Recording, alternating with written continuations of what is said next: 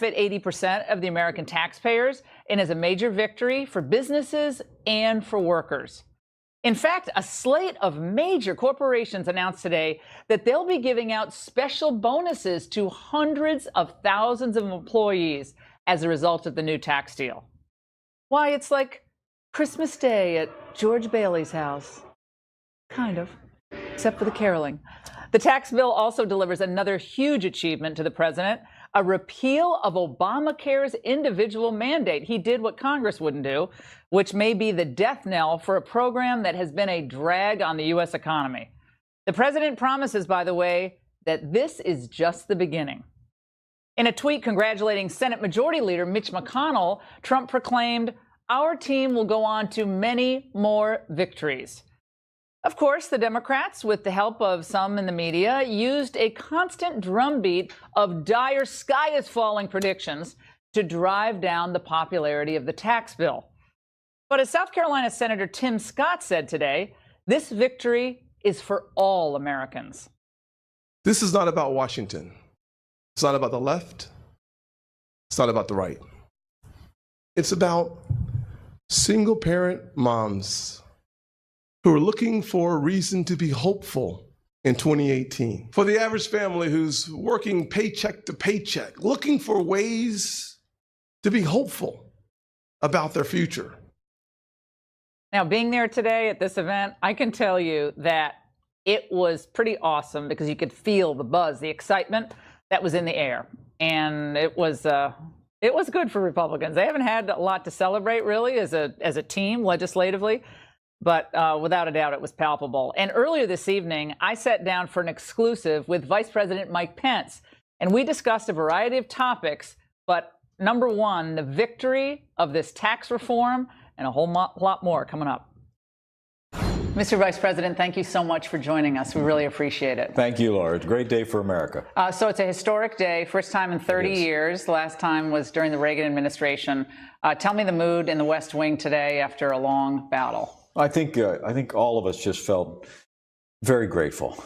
Grateful for the president's strong leadership. Here's someone who literally ran on a commitment to revive the American economy, to make sure that the forgotten men and women of this country were forgotten no more. And I watched this president all year long as he fought, and not only for the largest tax cut in American history, which passed today, but for the kind of, regulatory reform, rolling back federal red tape, the kind of releasing of American energy, all the things that have already revived the American economy. But to be here for the largest tax cut in the history of the country, the kind of tax reform we haven't seen for 31 years, and at the same time to repeal the individual mandate in Obamacare and open up ANWR to environmentally responsible drilling is it's just humbling for me to be a part of it.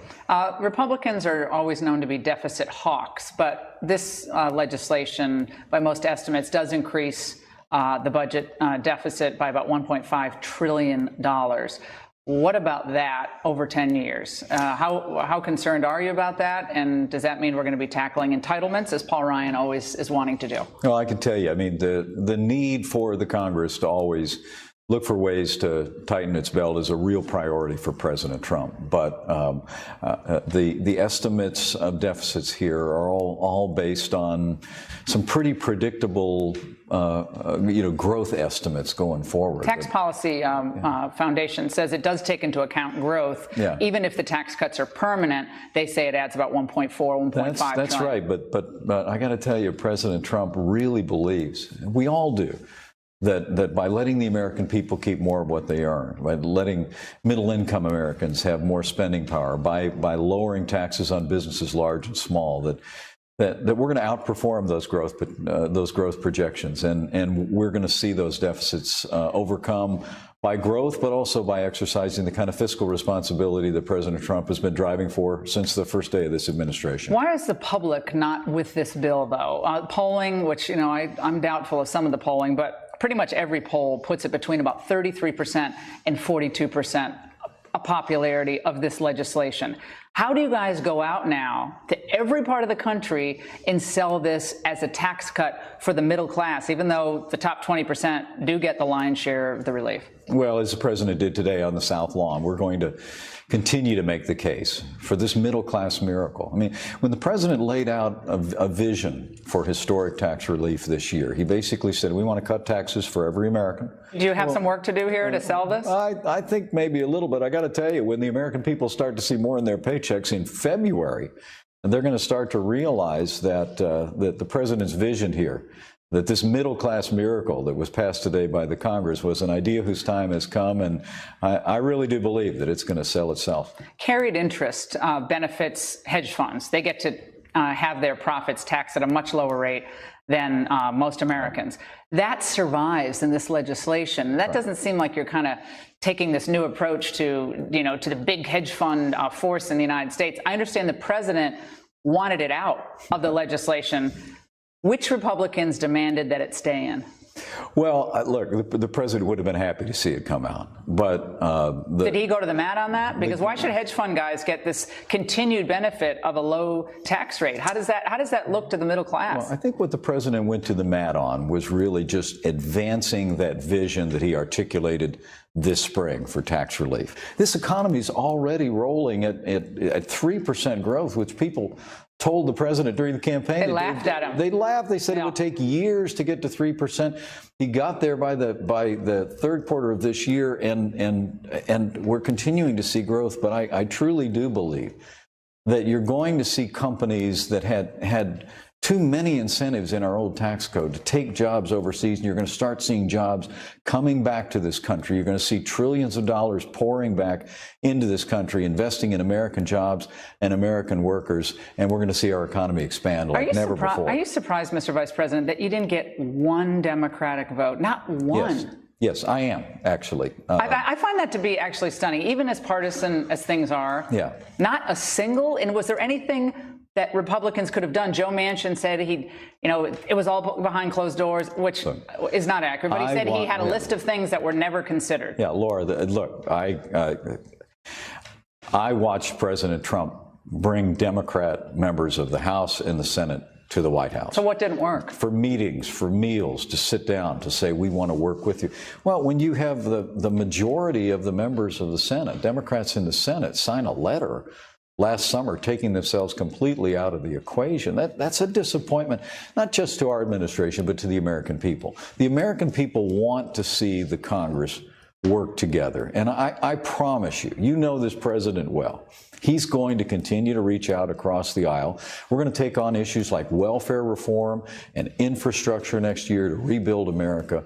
You want Paul Ryan to stay as House Speaker, and there was some scuttlebutt that he might be leaving sooner than people thought. I think the result of this tax cut really speaks for itself, and the president and I hold Speaker Ryan in the highest regard and want him to stay in the Congress and continue to lead the Congress, because we're really just getting started. Are you guys willing to do Medicare reform, or is that just too big of a hill to climb once again? Well, first off, the president made it clear during the campaign we're not going to be cutting Social Security. No and cuts, Medicare. no changes. How can that be sustainable? But remember, on that health care bill that we came close on a couple of times was fundamental reform in Medicaid. I mean, there are ways that we can find savings and even improve services to our most vulnerable Americans in these programs. And I promise you, whether it's Medicaid or other areas, the Medicare, Social Security, we're not going to touch those in the first term? The president's been very clear on those issues. But look, a growing economy and fiscal responsibility, giving states more flexibility to administer programs like Medicaid is a pathway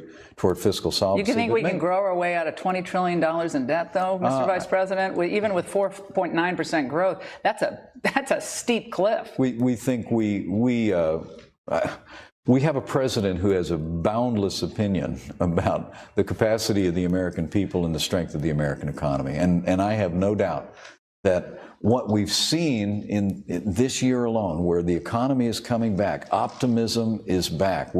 And all of that is before today, that as this tax cut takes effect and takes hold, as people begin to feel the freedom from that mandate in Obamacare that was repealed as well. Think about that. For the last 7 years, the American people have had to pay a tax for the privilege of not having to buy insurance that provided them with poor and minimal coverage. Democrats really thought they had derailed the Trump train in its tracks, but tonight the president seems to have all the momentum. To put in all perspective with us, we're joined by Fox News contributor and senior editor for The Federalist, Molly Hemingway, and Igor Volsky is the vice president of the Center for American Progress. Great to have you both on. Igor, let's start with you. You heard what the vice president said. He's very confident, optimistic. He said we're just getting started. Well, I'll agree with you, Laura. I'll start like that. You said that most of the tax cuts go to the richest Americans, and that's precisely the problem with this bill. For a president who ran on a populist agenda, the forgotten man and woman, to give a tax cut, 83% of the benefits by 2023 go to the top 1%. That's a big problem.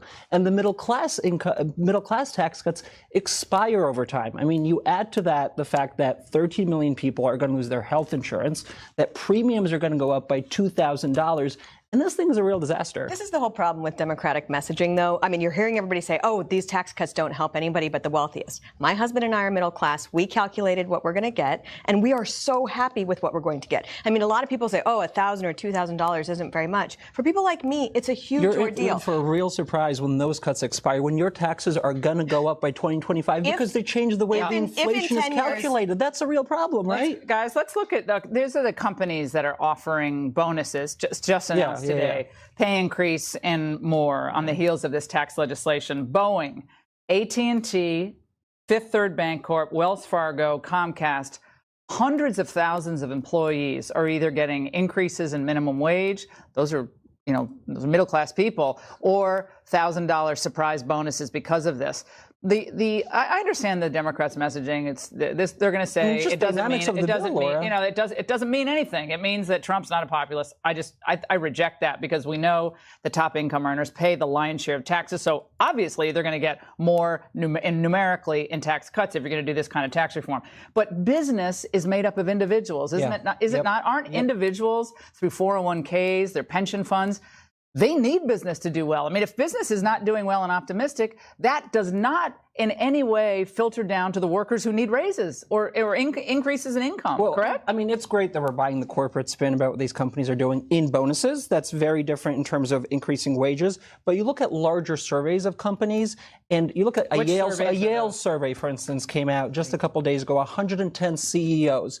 Only 14%, Laura and Molly, 14% said they would invest the benefits into wages. Corporate tax rates are a tax on employees. I mean, there have been studies that show that that when you tax a corporation, most of that is borne by employees. So should we repeal it? Cutting corporate tax rates is a benefit to employees. And we have been out of line in this country relative to Europe on our corporate tax rates. Companies have every incentive to take their business overseas when we're making it hostile for them to employ people here. Molly, so part of what you say is, oh, well, this is really corporate tax repeal and not much of an income tax relief for people. But corporate tax relief is very important for actual employees. And you know where it goes? To corporate CEOs, not to the men and women who work for those companies. No, actually, again, corporate tax rates are borne by employees in suffer. Right. They lose wages, and that's a really big. Well, if you want to make the case for repealing corporate taxes, we can have. Okay, let's talk about.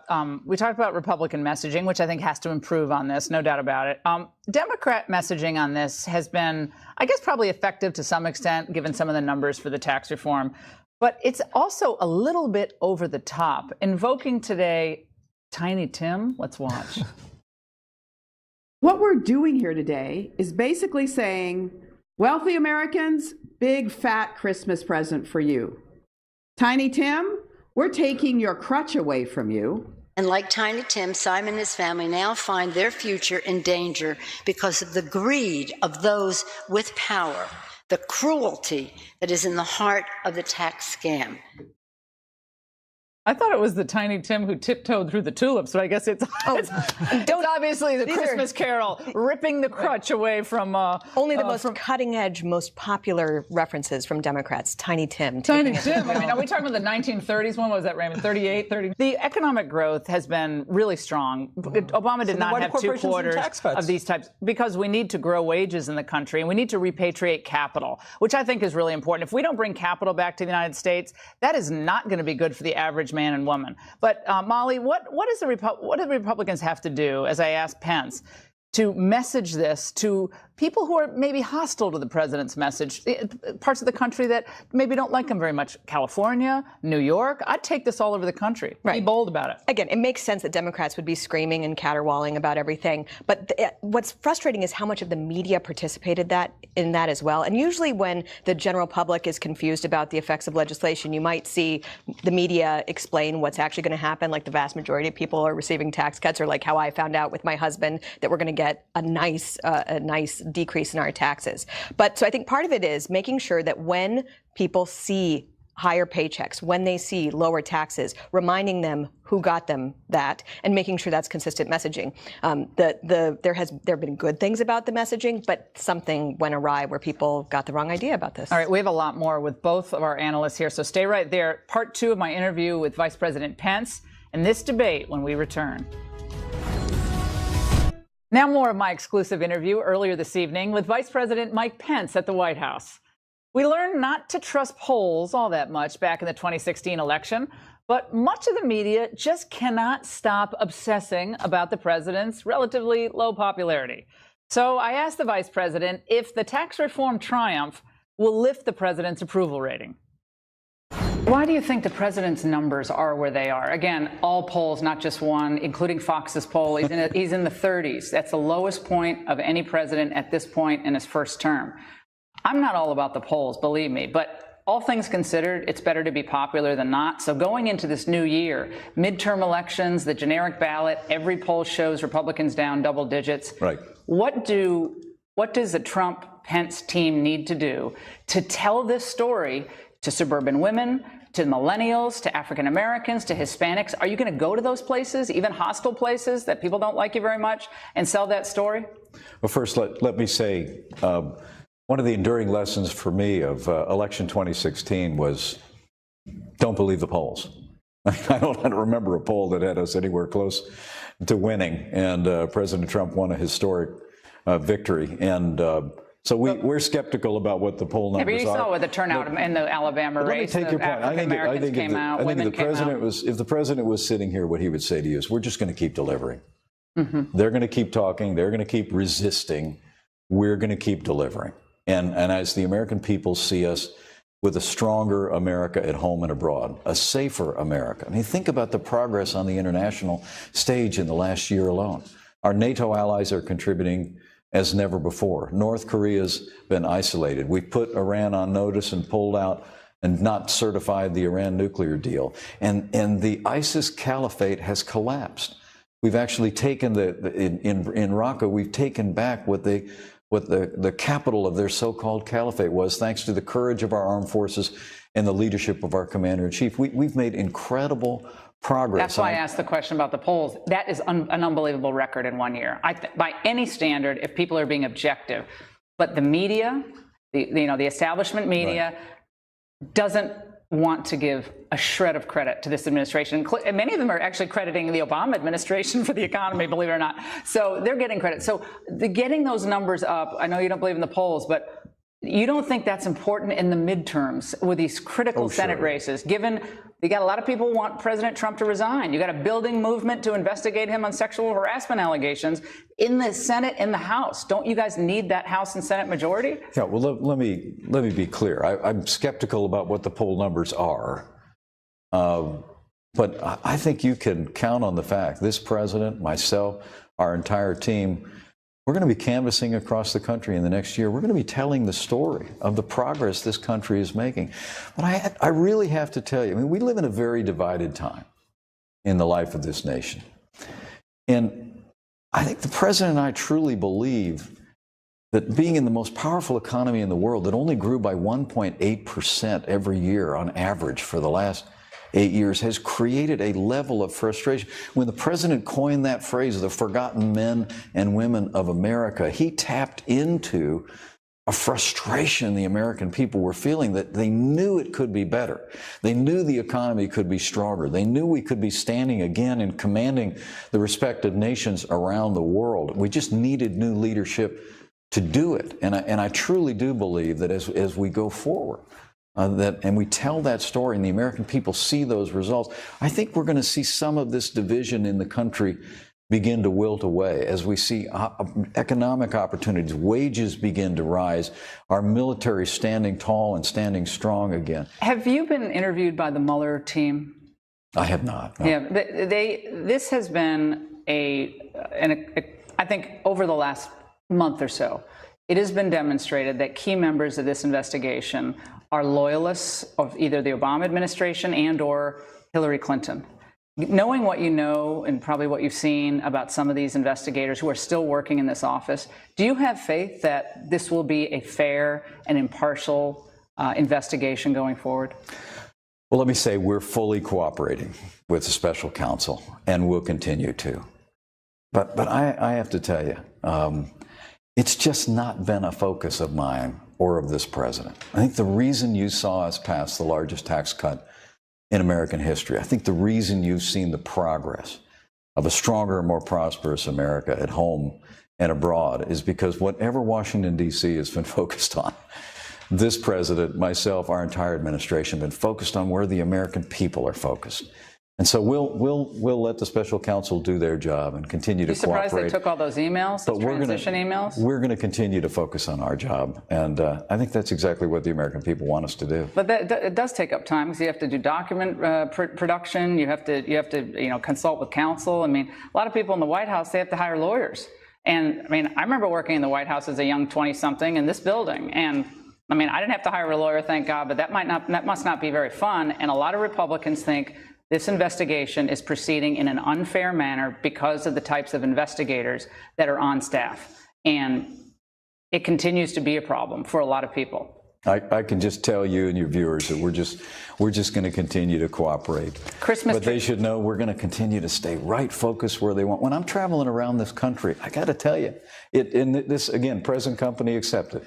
When you're traveling around the country, people are sticking their hand out, shaking their hand, saying, thanks for what you're doing for the military. Tell the president thanks for what he's doing standing with law enforcement. Tell him thanks for what we're seeing in this economy once again. I mean, people are standing tall again. And on a day like today, when we see the Congress under President Trump's leadership pass the largest tax cut in American history, the biggest tax reform. So much for the divided Republican Party. They all came together. I got to tell you, it's humbling for me to be a part of it. And we're just getting started. Back now with the reaction, we're rejoined by Molly Hemingway and Igor Volsky. Molly, the vice president is keeping on message and on focus that we're going to build on this legislative accomplishment. Mueller going to do what he's going to do, but we're going to keep our eye on the prize, which is the American people. Right. And it is true that the generic ballot does not look good for Republicans and that there are midterm elections coming very soon. What is the best way to handle it? Two things. One, the best defense is a good offense. It feels good to actually see some legislation get passed, I'm sure, and they should build on that success. At the same time, I think that some of this is overwrought, some of these talks about polling and whatnot, because Democrats seem perhaps more divided than Republicans. They don't have a unified message. They're not sure whether they want to be hard left or whether they want to try and actually reach out to average American voters. So it's a long time until November. Igor. You know, the vice president said that progressives, Democrats don't give Trump credit. Let me give him some credit. He has really broken the fever. So before Trump, people were like, Obamacare, now people love Obamacare when he tried to repeal it. It was hard to get people excited about tax cuts. Now there are rallies all around the country opposing this bill. And as you pointed out, Laura, this tax bill, the approval ratings are in the toilet, are in the garbage. So, and then, you look at Virginia, you look at Alabama. If those two races are any indication, progressives, Americans are energized. And so I understand. I saw a guy on a bicycle today, by the way. He was riding like right past the White House at one of those like really big old-fashioned bikes, and he had a big flag flying in the back. Resist. That was me. Well, that was Igor. I thought Igor. Yeah. That's why I thought I was booked. Kind of windblown today. Okay. Yeah, exactly. The resistance really is enthused, and the resistance isn't just the hard left. It's also the media. It's also never Trump, establishment Republicans, and they really are excited. But the best way to fight against that is to actually give Republican voters something to be enthused about. You need happy voters. And I don't think they had much to be enthused about heading into Virginia. Yeah, you need happy voters. Alabama. And the Democrats can do what the Democrats going to do. I mean, they got to rally behind something. But the Republicans are unified. I've got to say, a lot of headlines of the last couple of years of how divided the Republican Party is. What I think you saw today in those comments at that rally at the White House, these people who never liked Trump are up there like, He's practically on Mount Rushmore for Orrin Hatch and Mitch McConnell and Paul Ryan and et cetera. But I think what happens sometimes with the Democrats is they go one step too far, which is what I think they did today over at the Huffington Post. There was a writer named Andy Ostroy, a Huffington Post contributor, and he tweeted about South Carolina Republican Senator Tim Scott being at the White House and standing prominently on stage next to the president. He said, "What a shocker. There's one black person there." And sure enough, they have him standing right next to the mic like a manipulated prop. Way to go, Senator Tim Scott. And then Scott responded, probably because I helped write the bill for the past year, have multiple provisions included, got multiple senators on board over the last week, and have worked on tax reform my entire time in Congress. But if you'd rather just see my skin color, please feel free. The Huffington Post contributor apologized on Twitter, which is nice. It's identity politics, though. You go right to, okay, there's a black guy who happens not to be a liberal. Let's trash him. I found that to be lame. I've got to say, of all the things you want to complain about, it's the fact that Tim Scott's a Republican. Yeah, that's a really dumb tweet. It's a really dumb tweet, and I'm glad he apologized. But it's not just stuff like that. It's just the general hysteria. I mean, multiple times a week, you hear people say that everyone's going to die if net neutrality is changed or if this tax bill gets passed. I mean, you cannot keep dying or telling people that they're going to die and nobody's dying. Grandma's eating Alpo because of, we're back at Paul Ryan's pushing the lady and not just not dying, but keeping more of their money. Keeping more of their money is a good thing that a lot of people actually like. But, let's not pretend like taking health care away from people, not giving people insurance, making it hard for people to access health care. If by that you mean that the most unpopular part of Obamacare, which will result in death. No, the forced mandate was a tax on poor people, and that is a horrible tax. It's a freedom-defying tax, and this is actually removed. Some percentage of them will die. Some percentage of them will die. The people who have health care, the 20 million people who have health care under Obamacare, are happy they have it. It's why if you look at numbers about how satisfied are you with your Obamacare coverage, those numbers are through the roof. Absolutely. Molly? No, it's just, there's a lot. The truth, Molly. The fact is, actually, having health care insurance is great. Prior to Obamacare, there were a lot of problems with health care, and the Republicans on the Hill did botch getting those fixed. Even though the individual mandate was taken care of, there's still a ton of regulations that need repeal to truly fix the problems with Obamacare. Alex Azar will be the new HHS secretary early in the new year. And I say keep an eye on him. He was deputy HHS secretary under Bush. He knows what he's doing. He's going to slash a lot of those regulations. My prediction. People will die. People will die. Well, people will die, Laura. Merry Christmas. People will die if they don't have health insurance. People will die. Okay. People don't want the government to run their lives all the time either. But it's great to see both of you. Have a great holiday. On top of all this, good news for the administration. The script is suddenly flipping in the Russia probe when we come back. Fox News has learned that the FBI has not been able to corroborate any of the important allegations in that infamous, trashy Trump-Russia dossier. That was one of the major revelations from Deputy FBI Director Andrew McCabe during his 7.5 hours of questioning before the House Intel Committee yesterday. Congressional investigators tell Fox News there were several conflicts between his account and testimony from previous witnesses.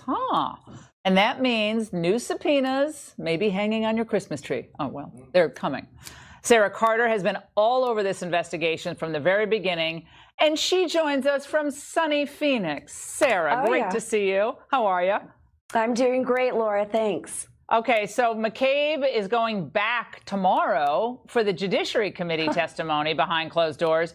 But let's get to these conflicts that the questioners in Congress discern between what he said and what other witnesses have already testified to. Well, I think this is what's most interesting, Laura, because McCabe, after 7 hours, and I like the word interrogation because that's what I was told he went through. He went through an interrogation. He was trying to answer questions about the dossier. And although he was defending the dossier, when it came to having actual evidence of what was in the dossier, that he didn't have. The only thing he could corroborate was that Carter Page actually went to Moscow. Beyond that, everything else that was in that dossier, they had no evidence of. Now, why is this important? I think you know, Laura, that this was probably used as the FISA. This was probably used to get those FISA warrants to continue to investigate members of the Trump campaign.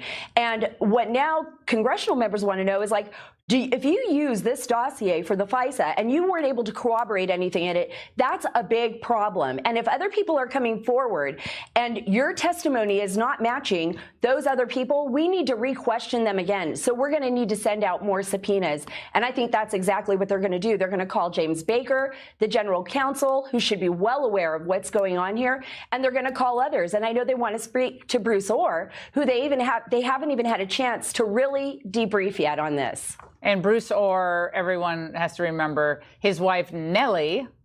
I like Nellie. You haven't heard Nellie in a long time. I always think of Little House on the Prairie, but I like Nellie. It's a nice name. Nellie worked for Fusion GPS, correct? Correct. She had a connection to Fusion GPS, which of course paid for the dossier, worked with the Hillary campaign. And right. Bruce Orr at the FBI, was that disclosed when he was working on these cases? Was it disclosed when Fusion GPS became so important? We don't know that, correct? We don't know if Mueller ever learned about it. He was removed, but... That's right. But according to the sources, he did not disclose that. And that's what's really fascinating here. Another thing that was apparently not disclosed was the fact that he had met with Christopher Steele and he had met with Glenn Simpson, the owner of Fusion GPS. And remember, Christopher Steele was the British former MI6 spy that they used to investigate the Trump campaign. So this is what's really fascinating here. Why was Bruce Orr meeting with Christopher Steele before and then Glenn Simpson after?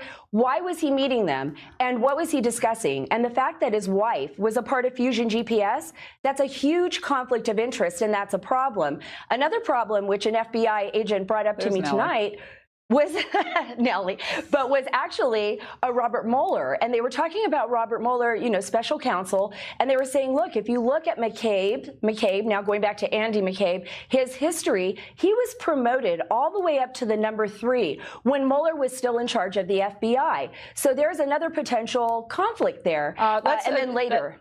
I want to ask you about Jim Rybicki. Is that how you say his name? Is the chief of staff of the Rybicki, chief of staff of the FBI. Reports are that he's going to be subpoenaed to testify, along again with Lisa Page, who of course is the paramour of Peter Strzok. So both of them are going to be returning because we don't know if Rybicki has already given any testimony. Correct? Yeah, that's correct. And, you know, we don't want to jump the gun here. We only have bits and pieces of information. There's a lot of information that was done classified or behind closed doors that hasn't been released publicly yet.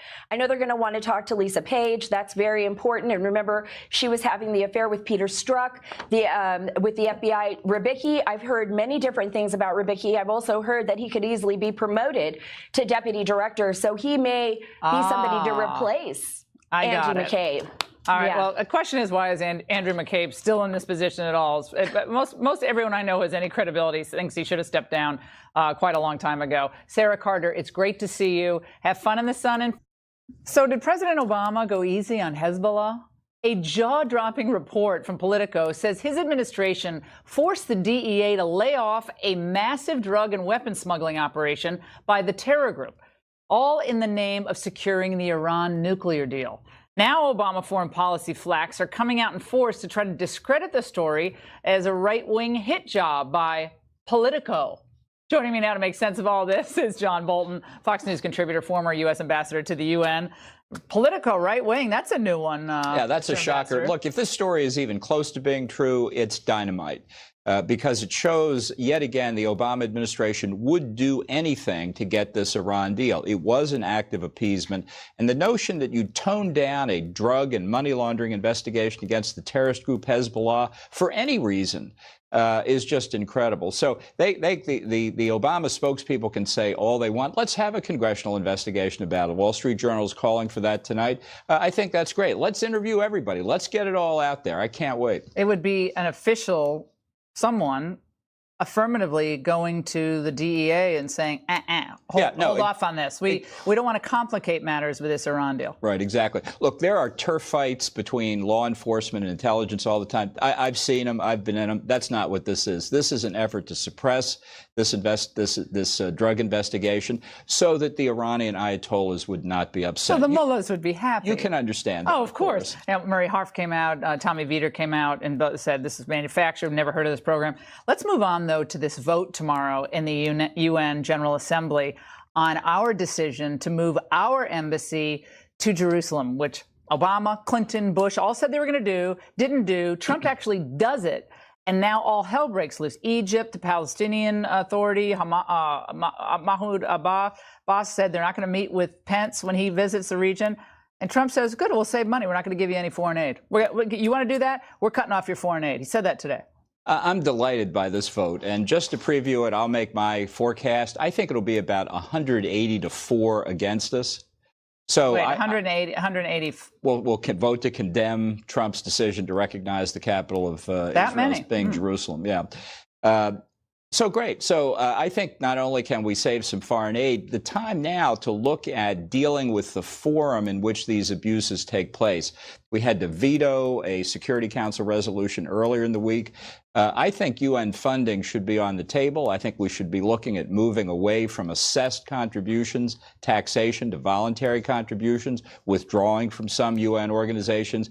The only time they really pay attention to us is when money is at stake. So you'll see this interest in the Jerusalem capital issue disappearing when our contributions start drying up. John, you spent a lot of time, obviously, at the UN. Think of that real estate, how much you could turn that into a big disco. I mean, there's lots you can do. You could have a nice gym on the top floor. Co-ops. Yeah, I mean, there's a lot you can do. I mean, if Merkel has all this money over there in Germany, do open borders, bringing all these refugees and immigrants, they're rolling in dough in Germany. Why don't we move the whole thing over there? No, they want the UN system. I'm sure that people just can't wait to move to Frankfurt or someplace. Yeah, I mean, they all get their parking tickets covered, all that, right? It's a good deal in the UN. We're paying a lot of the tab still, right? Trump hasn't turned that around. 22%. That's the point. We paid 22% of most UN budgets. Let's make it voluntary. Yeah, that's a great point. Overall, rate the president's foreign policy this year 1 to 10. Well, I think it's about an 8 overall. I think this Jerusalem thing was a 10 strike. And I think his central point on the tax cut, which is you need a strong economy to have a strong America in the world, something Obama never understood, never paid attention to. It's absolutely it's essential. Peace through strength. And exactly did right. Reagan in his first year announce a new national security strategy and then speak to it? I don't. No, this is a new record. And that in and of itself, I think, says something. Ambassador Bolton, have a Merry Christmas. Merry Christmas. Great to see you. And while the media tries to save Obama's legacy, Hollywood is doing all it can to diss Trump. What a shock. We're going to tell you which movie star is proving once again no Trump insult is too petty and unfunny in just a moment.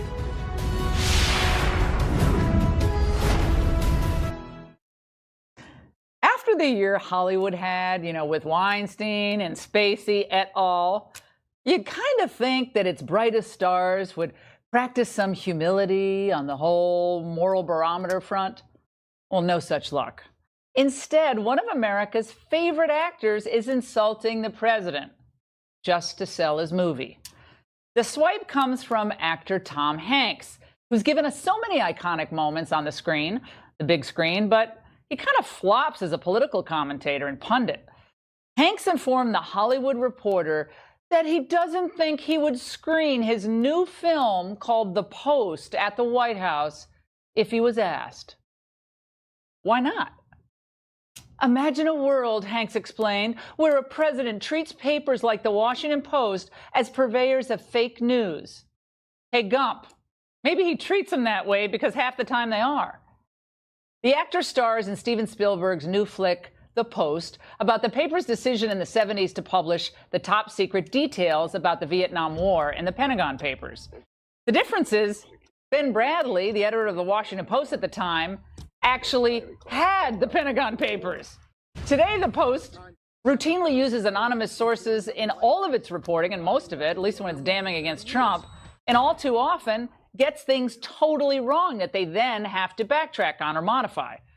Oh, by the way, and Tom Hanks needn't worry. As Daily Variety pointed out, President Trump has not asked to screen the film The Post at the White House, so no worries. Maybe it's time to, cast away Tom Hanks. I kind of liked him better, by the way, on the deserted island, talking to that volleyball. That was cute. That's the dialogue that I enjoy from Tom Hanks. Riveting. I almost thought it was a basketball I'd forgotten.